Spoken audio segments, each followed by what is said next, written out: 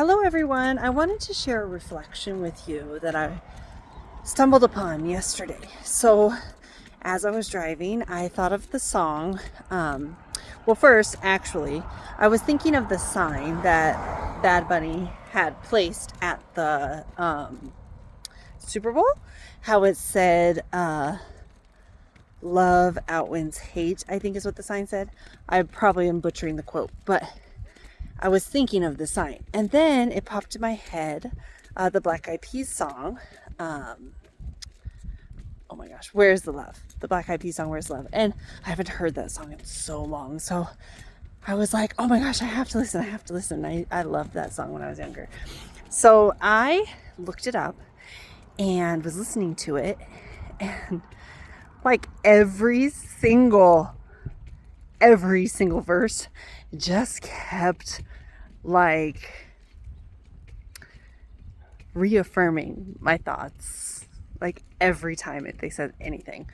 And I was like shocked, because that song was written from a post 9/11 world. Like obviously all of this is still post 9/11, but post, like shortly after 9/11, and like from the perspective of like the war in Iraq and all of that, and like how we shouldn't be doing certain things to kids and yada yada. And then I am in shock, because every time that I get on social media in any way, there is a barrage of all the horrible things that are happening. And like, whether it's somebody being shot in the street, or it's tear gas being blown outside of a daycare, or it's just never ending. The police shooting at protesters, like actual rubber bullets, actual weapons shooting at them, when the protesters are obviously just standing there. And I encourage you to go and listen to this song, because as I was listening, I'm just like in shock that so many years ago, these were issues. They've been issues always in this country. Like, they're not new issues. Nothing's new. All of this stuff has already existed. It's already been happening. This is not a new thing. But like, I guess the capacity that it's been happening in, and how often and all of that is becoming more and more apparent. So anyways, that was just like a really powerful moment. But I won't say it's empowering, because at the time that song was created, it felt like such an empowering song. Like, we're coming together and preach love over hate. And now, I'm going to say 20 years later, because when I think of that song, I think of like 2005.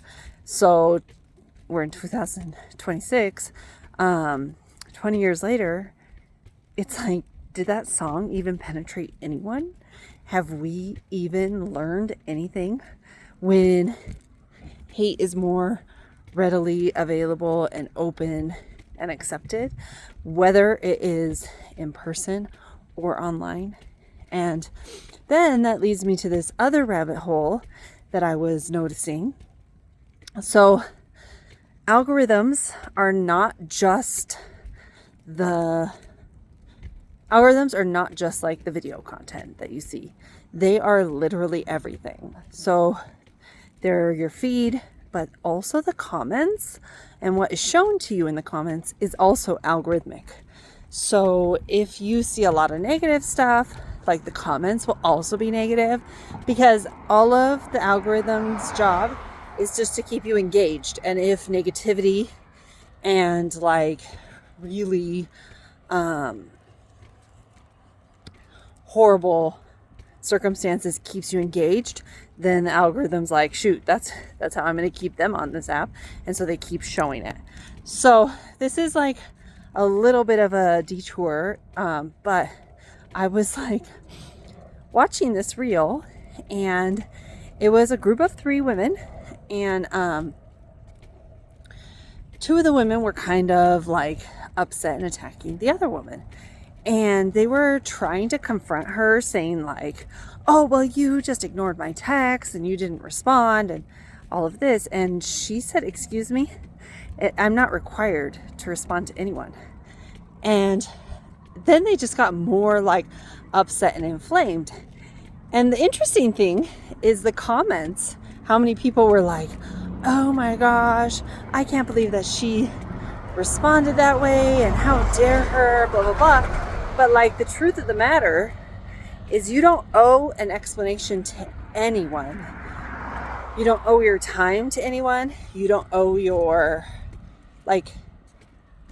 not required to respond to anyone. Like your response is your choice in your own timing. And I've been thinking, I watched that video a few days ago, actually. And I've been thinking about it and how regulated she was. Like, she was so calm and collected in the entire confrontation and just regulated, like, I am who I am. I'll respond when I can. And I'm not required to give you anything else. Like, I didn't do anything wrong, so you don't need to confront me.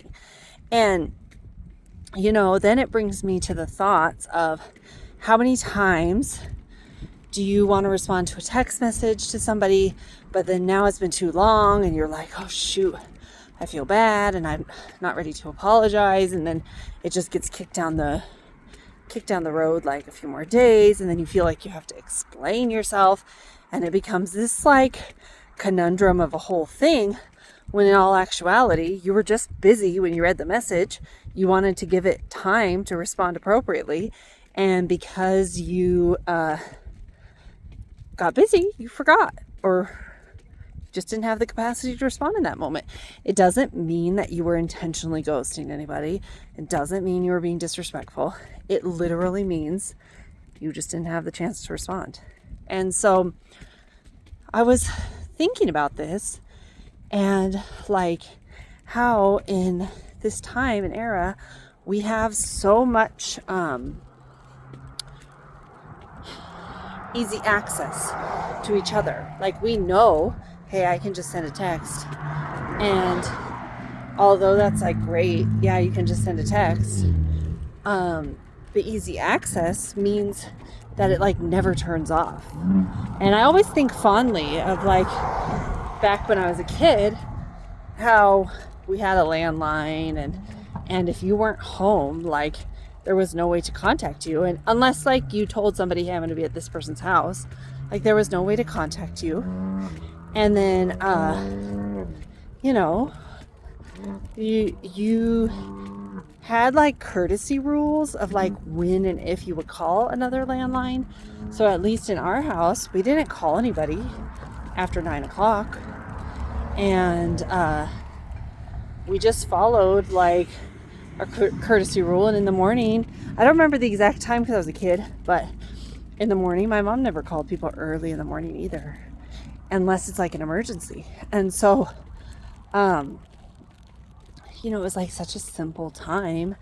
And really, like, we have done this to ourselves. We made ourselves easily accessible through our cell phones, through social media, through everything. And our human nature is not made to be accessed 24/7. It's not made to be throwing content at it 24/7. And so we're just like all living in this perpetual exhaustion. And so I just wanted to give you permission to really consider, do you need to place some boundaries around your accessibility? Do you need to really take a look at like how you feel when it comes to responding to others?